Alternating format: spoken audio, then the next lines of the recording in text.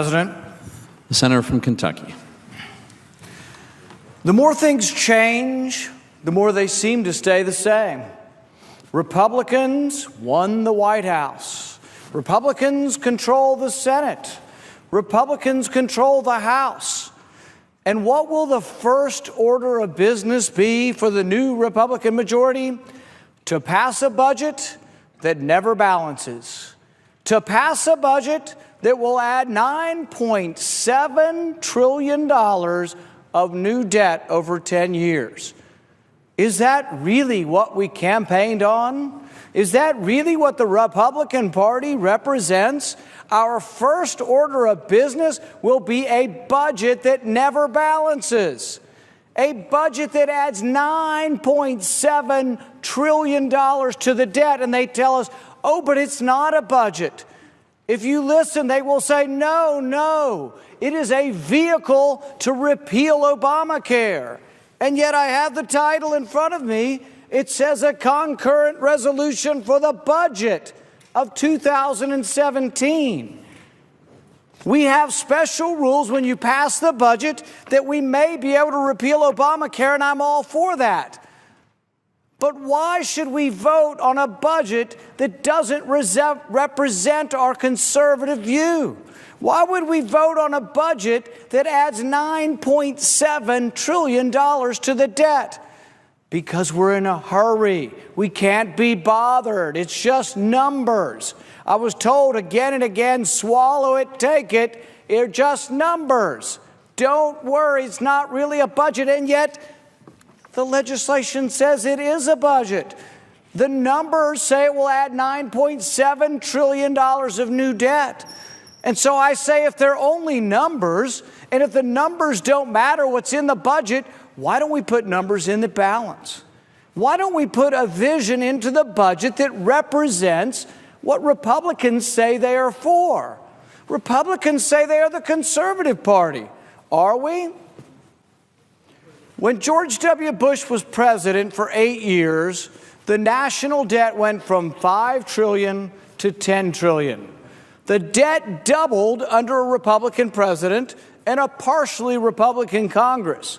And yet the words were, well, he had Democrats to deal with, and if we could ever take all three branches of government, things would be different.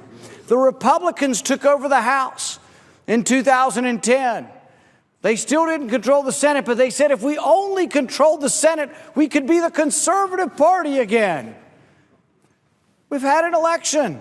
The conservative party, the supposedly conservative party won. Republicans control the House, the Senate, and the presidency. And the first item of business for the Republicans will be to pass a budget that never balances. A budget that will add $9.7 trillion to the debt over 10 years. This sign could have been put up for Obama's first budget. Every Republican railed and said, $10 trillion. President Obama will add $10 trillion, and he did. President Obama doubled the debt again. It went from 5 to 10.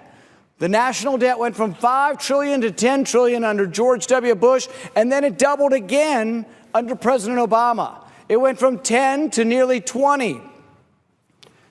And what are we looking at here? More debt under a solidly unified Republican Congress and a Republican president. So you might scratch your head and say, the more things change, the more they stay the same. Is it all smoke and mirrors? Is there really a difference? Are Republicans different than Democrats? Pretty important question. We are in such a hurry to repeal Obamacare. I'm all for it. As a physician, nobody thinks that Obamacare has been worse for the country. Nobody other than me thinks it is a terrible piece of legislation that has not helped the country and has inflated our costs and not helped. And yet, do we have to add nearly $10 trillion of debt in order to get at it? So as this moves forward, I will offer a replacement. I will offer my own budget. I will offer to strike and remove $10 trillion worth of debt, and I will offer my own budget that balances within 5 years. How do we do it? We give the authority to make the cuts where they should be, where they're most wasteful in government.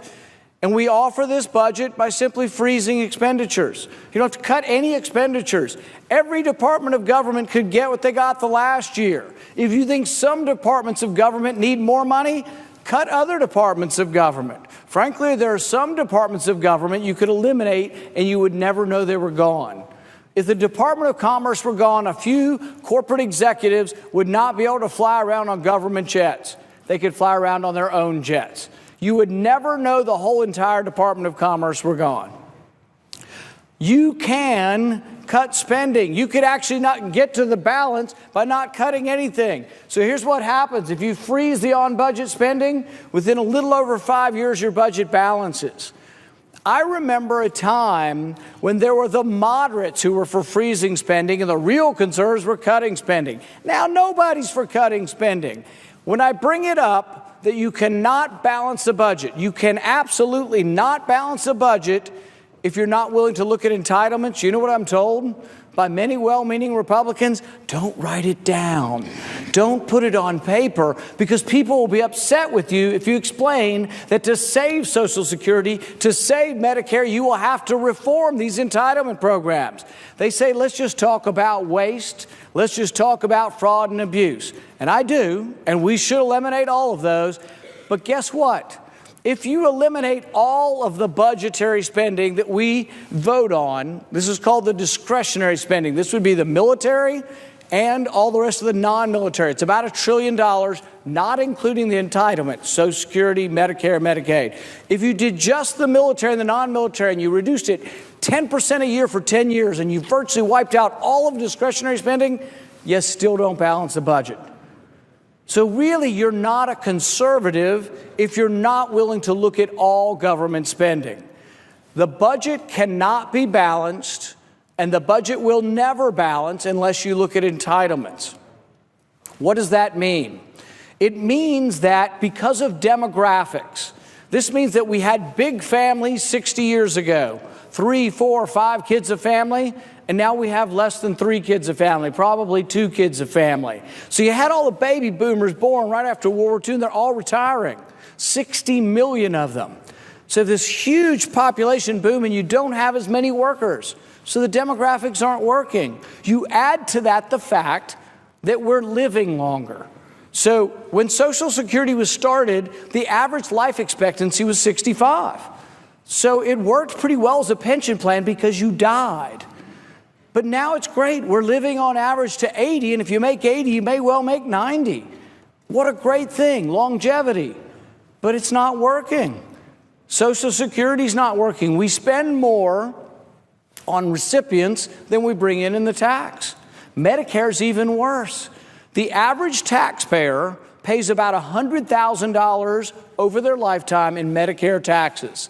The average recipient takes out $350,000.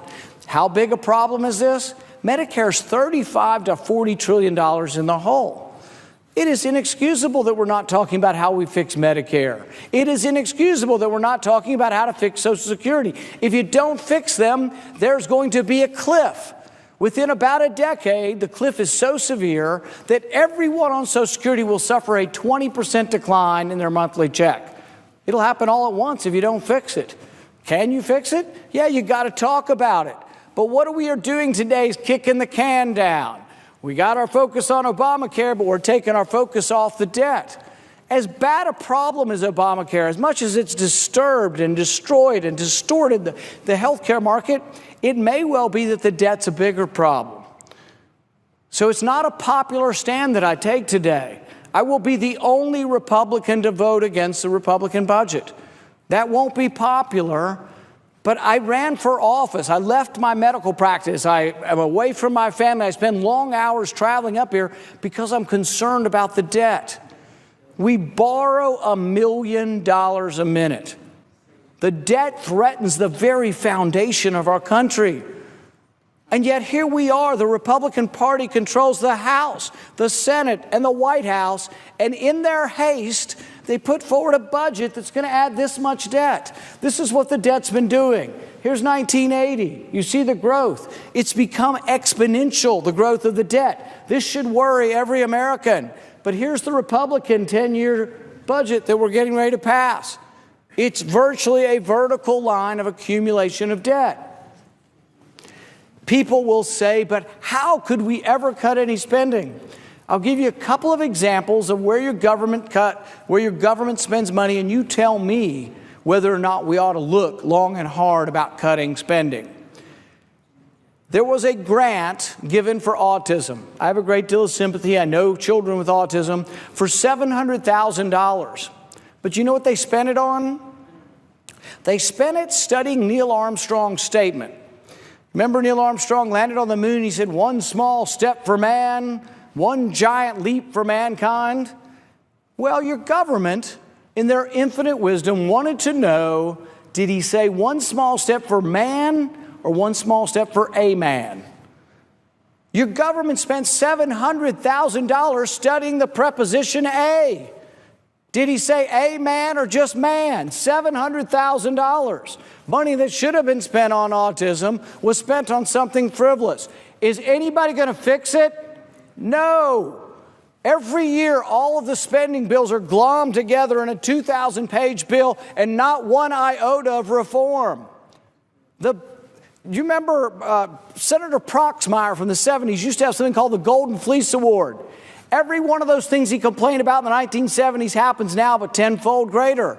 Nobody fixes it. We don't pass individual spending bills. We do continuing resolutions, which means we continue doing the same thing we've done over and over again. $700,000 spent studying Neil Armstrong's statement. You know what their conclusion was? We're not sure. They spent $700,000 and they're still not sure. Did he say a man or one small step for man? We spent $500,000 studying whether or not when you take a selfie, if you're smiling in the selfie, does it ultimately make you feel better? $500,000. And so what do? Do we give these people less money? Teach them a lesson. Give them less money, and maybe they'll conserve the money. Maybe they'll eliminate waste if they have less money next year than they had this year. Or, what I'm proposing, freeze the spending. Is anybody proposing that? No. We say they spent $500,000 on selfies. Give them more next year. So the Republican budget will increase spending every year. It increases spending at about 5% a year. So spending goes up, and they say it's the baseline. And they say we're cutting off the baseline. No, the baseline goes up 5% a year. Spending will increase over the 10-year period. The red line is spending. Part of that's what the Republicans are proposing. They are going to stay on the spending curve. If we stay on the spending curve, they will continue to spend $700,000 studying Neil Armstrong's statement. They will continue to spend $500,000 on selfies. They spent another $500,000 on a climate change game. They spent $45 million to build a natural gas station in Afghanistan. $45 million. First problem, nobody in Afghanistan has a car that runs on natural gas. They discovered this after they built the gas station. The gas station was 86 times cost overrun. The original estimate was about $500,000 for the gas station, but lo and behold, somehow it cost $45 million. If your government had 86 times cost overrun, would you give them more money or give them less money? I frankly think we should give them less money. If you give them more money, they will not waste it less. They will waste it the same or worse. They should be given less money. Mazar-e-Sharif is a city in northern Afghanistan. We built an $85 million embassy there. We signed a 10-year lease, and then somebody looked at the place and decided that since there were tall buildings surrounding the entire entity, that people would shoot down into the courtyard and kill our diplomats. And they said this building can never be occupied. After they spent $85 million, after they spent a 10-year lease. How will they get better? The people who made this decision, were they fired?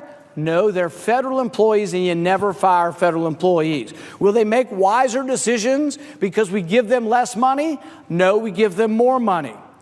You would be excused for being upset if you went and voted and said, I'm going to vote for the Conservative Party. If you went and voted and said, I'm going to vote for the party that's going to balance the budget, wouldn't you be upset? Wouldn't you wonder which party that is? This is the spending curve. We're going to add $9.7 trillion in 10 years. And yet they say, oh, no, this isn't really a budget. I've got it in front of me, though. It is a budget. There is no reason why Republicans couldn't have put forward a budget that doesn't add all the red ink. We're at $20 trillion. We're going to go to nearly $30 trillion under the Republican plan. My goodness, what happened? Where is the Conservative Party? Where are the conservatives in Congress that would say enough's enough? Now they say we just have to be done with this. Don't distract the little people. Don't let the people of the country know that we're voting on a budget. We're going to call this the vehicle to repeal Obamacare. Well, that's not what it is. It's a budget. And we have special rules for dealing with the budget that allow us to repeal Obamacare, which I'm all for. But this is a budget. And they say, well, how could we get the votes? No Democrats will vote for this budget. This is a Republican blueprint. Not one Democrat will vote for this. So this is what Republicans are for. This is the blueprint that the Republican Party says they're for. $10 trillion worth of new debt. I'm not for it. That's not why I ran for office. It's not why I'm here. It's not why I spend time away from my family and from my medical practice. It's because debt is consuming our country. There is a time and a place to debate Obamacare, and I'm more than willing to debate that, but this is a budget. This is a vote on a budget. They say it's just a gimmick. It's just a game. The numbers don't mean anything. Well, if the numbers don't mean anything, put honest numbers in there or put conservative numbers in there. I, for one, will put forward a conservative opposition to the Republican majority's budget. I will put forward a budget that freezes spending and balances the budget over a 5-year period. Would there be some agencies that would get less money? Yes. But it would force us to go through the government and pick and choose what is good spending and what is not good spending. If you go through, we have a waste report that we put out, and if you'll look on our Facebook, you can find our waste report. Hundreds. I listed 4 or 5 of the most egregious. There are hundreds and hundreds, if not thousands, of things we shouldn't be spending money on. I'll give you another example. We've spent $100 billion, or we've sold $100 billion worth of weapons to Saudi Arabia. They were wanting to spend money giving F-16s to Pakistan. You pay for them and give them to them. There's riddled throughout the Pentagon. Look, the Pentagon has never been audited. You're surprised? Government that's never been audited. The Federal Reserve's not audited. The Pentagon's not audited. And so what is the Pentagon's response to being audited? The Pentagon says to us, we're too big to be audited. I don't know about you, but that makes me kind of angry. That a part of your government, even a necessary part, such as national defense, says they're too big to be audited. Meanwhile, we have $85 million embassies built that will never be occupied, $45 million gas stations that will never be used. I think it's time that we look at and say, enough's enough. Don't give government more money, give them less. Government, they haven't been a good steward of your money. It's often asked, the question is asked, are the people who spend your money, are the people involved in government inherently stupid? It's kind of a debatable question. I think they're mostly well-intentioned. I don't think they're inherently stupid, but I do think that they don't get the right incentives. Because there is no profit motive in government, because there is no rationale or modus to conserve, money is spent. And because of sheer laziness and ineptitude, we continue to pass the spending bills, glommed together, thousands of pages without reform. But I won't be party to that. I won't vote for the spending bills that are not individualized and don't have reforms in them. I won't vote for budgets that never balance. So while I may be a lonely voice on this issue, I will continue to bring up to the American people that it is important not to add more debt. It is important to slow down the accumulation of debt. It is important that we have a $20 trillion debt, and I'm not willing to add $10 trillion more in debt. So, Mr. President, at the appropriate time, I will introduce an amendment that will strike and replace this budget. And in its place, I will put forward a conservative vision for the country, a vision of a balanced budget that balances within 5 years. Every Republican in the Congress that has been here for a while has voted for a balanced budget amendment. Interestingly, the balanced budget amendment has, which would be an amendment to the Constitution, has within the balanced budget amendment, it has the provision that the budget would balance in 5 years. And even when Republicans get around to saying, oh, we'll have some gimmicks to balance in 10, 10's not what the amendment says. Why bother voting on an amendment if you're not serious about it? Republicans are completely in charge. It's a Republican document. It's a document I disagree with. And at the appropriate time, Mr. President, I will be introducing a replacement that will balance within 5 years and provides a conservative view for the country. Thank you.